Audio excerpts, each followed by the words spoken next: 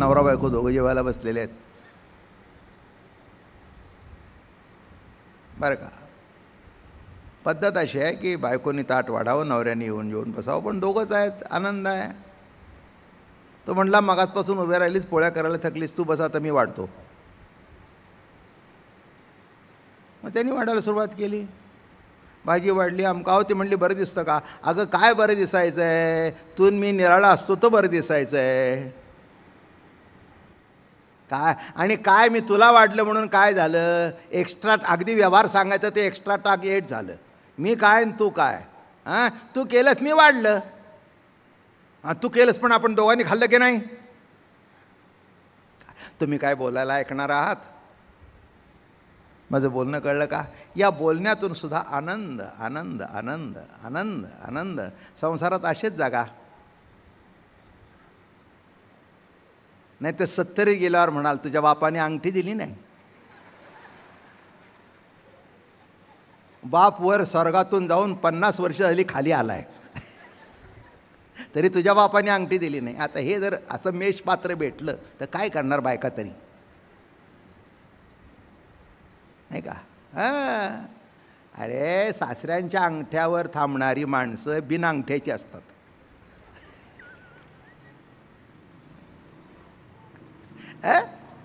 अरे सासऱ्याच्या अंगठ्यावर थांबणारी माणसं लायकी काय रे? त्यांनी आवडीने करते, भाग निराळा आहे, त्याच्याकरता हटून बसलं. मला आठवतं कोपरगाव भागात मी गेलो होतो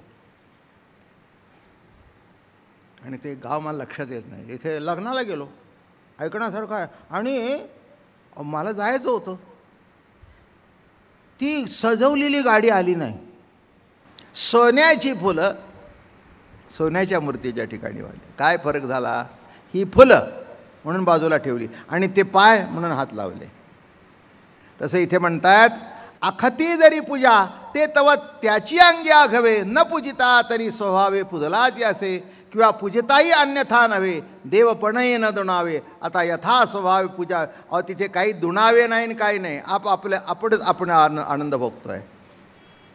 काही काही वेळेला तुम्हाला माहिती असेल, आपण बसतो, कोणच जवळ नाही, चांगलं दूध करून दिलं आहे, चांगलं काहीतरी भजी करून दिलीत, म्हणजे वा ऐकायला बायकोसुद्धा जवळ नाही. वाह क्या बात आहे. ती बायको आतून जावं तरी, का हो कोणाशी बोलला? काय नाही म्हणले, कोणाशीच नाही म्हणले. तू तर जवळच नव्हतीस, मग कोणाशी बोलला? नाही म्हणला, आतला बोलला. माझा मीच बोललो, मला बरं वाटलं आणि मलाच कळलं नाही ते वा कसं आलं. मी एक तुम्हाला सांगू का, कळून जे वा म्हणतात ना ते वाच नसतं. हां, न कळता जे बाहेर पडतं, आहा क्या बात आहे, वा, हे वा, हे वा. आता बाबा महाराज सांगतायत वा म्हणावं. अरे ते वाच नव्हे, नाटक आहे ते. वा असा येतो बघा. तुम्ही एक तुम्हाला सांगू, उत्कृष्ट गवई असेल ना आणि गाणं चाललं असताना ज्याला सम कळत नाही, मात्रा कळत नाही, तो सुद्धा समेला हलतो, त्याला म्हणावं गाणं. आणि हे मोजून सुद्धा चुकतात, 1 2 3 4. ते हाताकडे बघतं बरं का, सम कुठेच जाते, सगळं विषमच असतं. आणि ज्याला कळत नाही तो आहा क्या बात आहे. हां, अशी सम असावी की न कळणाऱ्याची सुद्धा मान आलावी.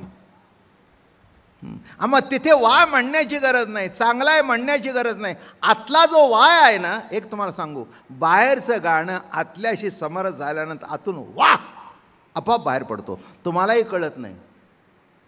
माणसाला जगावंसं वाटतं सुखाकरता आणि मरावं सुद्धा वाटतं सुखाकरता. एखाद्या माणसाला विचारलं, तो आत्महत्येकडे का प्रवृत्त झालास? तो म्हणतो, खरं सांगू का, सुख मिळालं नाही. म्हणून मला तर काही काही टायमाला असं वाटतंय, देव देव नव्हे तो सुख हाच देव आहे. नाही, खटपट कशा करताय सर्वांची, देवा करता नाही का? अप्रत्यक्ष रूपाने देवा करता खटपट होते, पण खटपट कशा करताय? सुखा करताय, देवा करता नाही. देव भेटल्यानंतर सुख प्राप्त व्हावं म्हणून खटपट आहे. देवाकरता देव नाही. लग्न व्हावं म्हणून बायको नाही, लग्न व्हावं म्हणून नवरा नाही. दोन्ही आहेत पण सुख नाही. लग्नाची किंमत शून्य आहे. ताटभर अन्न आहे पण एकालाही रुची नाही, त्या जेवणाची किंमत शून्य आहे. बरं का, लक्षात घ्या मी काय म्हटलं ते. सुखाशिवाय जीवन व्यर्थ आहे. सुखाभोवती माणसाचं जीवन गुंजाररव करत असतं. सुखाकरता जगतो, सुखाकरता मरतो, नाही का. बोलता बोलता विषय मग असं काय सांगत होतो की आत्महत्या जे करतात त्याचं कारण सुद्धा एक आहे, या दुःखातून सुटावं म्हणजे तरी सुख मिळेल, नाही का. विचार करून बघा ना. जीवनामध्ये आपण म्हणतो माझ्या मुलाला स्थान जास्ती आहे, माझ्या बायकोला स्थान जास्ती आहे. आर्थिक व्यवहार करणारा म्हणतो अर्थाला स्थान जास्ती आहे, पण सर्व शेवटी सुखाला स्थान जास्ती आहे. पैशाने तिजोरी भरली आहे पण पोटदुखी कायमची लागलेली आहे, नाही का. थोडंसं विचार करा. आज एकादशी आहे. एकाची दशा आहे हे कळलं ते एकादशी, आणि कळत नाही म्हणून दशा, नाही का. पंचज्ञानेंद्रिय, पंचकर्मेंद्रिय, 11 वमन, 12वी बुद्धी हे जरी असली तरी दशा एकाचीच आहे. कारण तो एक जर जीवनामधून संपला तर पंचज्ञानेंद्रिय, पंचकर्मेंद्रिय, मन, बुद्धी याची किंमत शून्य आहे. तो आहे म्हणून मजा आहे. माझं बोलणं कळलं. त्याच्यामुळे दिसणं, त्याच्यामुळे असणं, त्याच्यामुळे चालणं, त्याच्यामुळे बोलणं, त्याच्यामुळे कळणं, हो त्याच्यामुळे न कळणं. असणंही तोच आहे, नसणंही तोच आहे, दिसणंही तोच आहे, न दिसणंही तोच आहे. लक्षात घ्या. जो काही अमृतानुभव आहे नाही म्हटलं तरी तो मध्ये डोकावणारच, कारण रोजचा विषय आहे तो. तसं जीवाला काय पाहिजे नेमकं? सहज सुख पाहिजे, सहज. म्हणून बघा अलीकडे माणसाची प्रवृत्ती अशी आहे, सहज पैसा कसा मिळेल. असा आहे का एखादी गोष्ट आवडली ते आयुष्यभर तेच खाताय. सकाळची भाजी जर संध्याकाळी वाढली तर नवऱ्याच्या कपाळावरच्या आट्या वाढतात.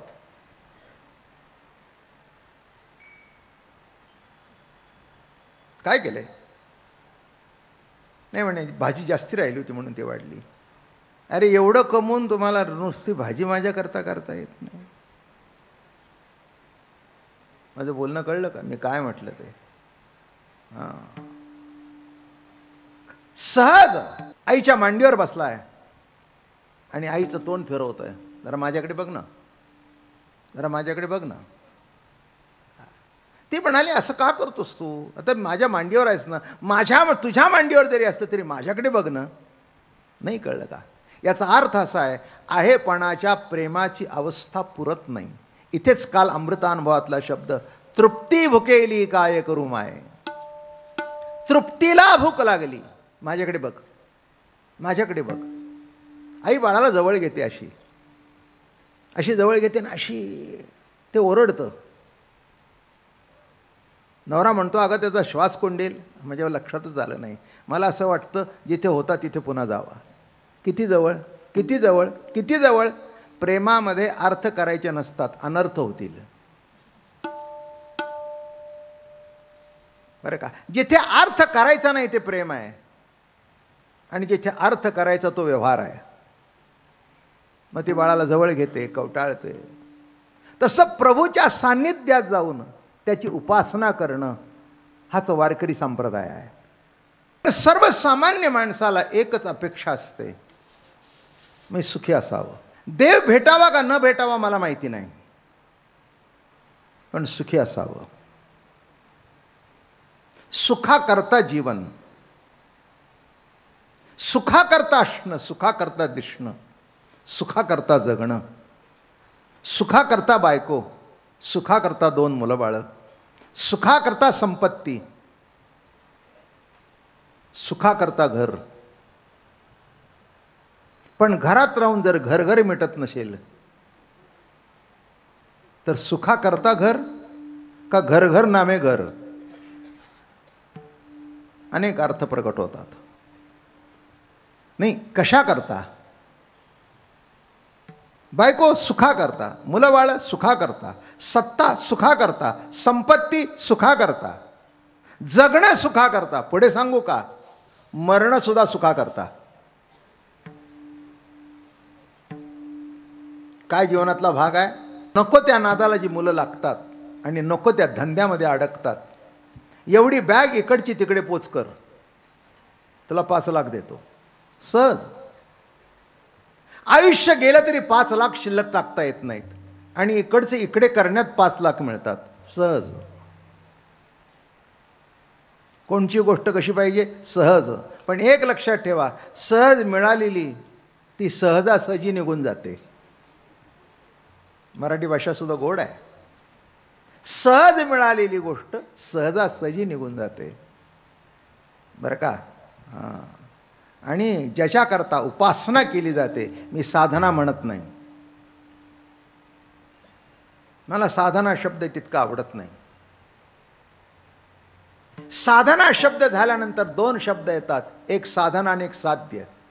इथे साधना आणि साध्य एकच आहे, म्हणून इथे साधायचं काही नाही. साध्य परमात्मा आहे त्याची उपासना करणं. शब्द नीट लक्षात घ्या, इथेच घोटाळा कुठेतरी होतो, नाही का?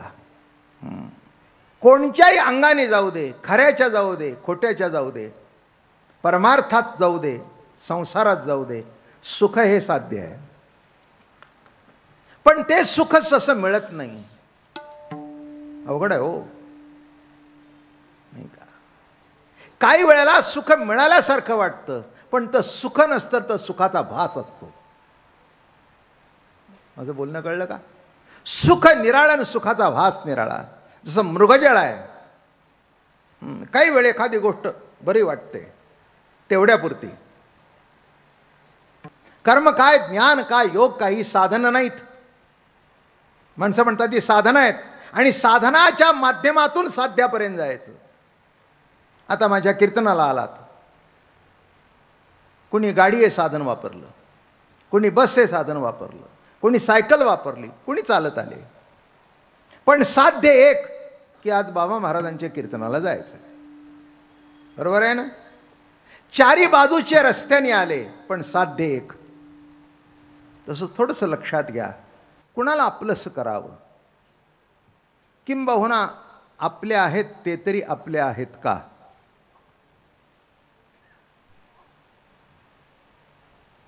रोजचा अमृतानुभव निराळा तो एक प्रांत आहे.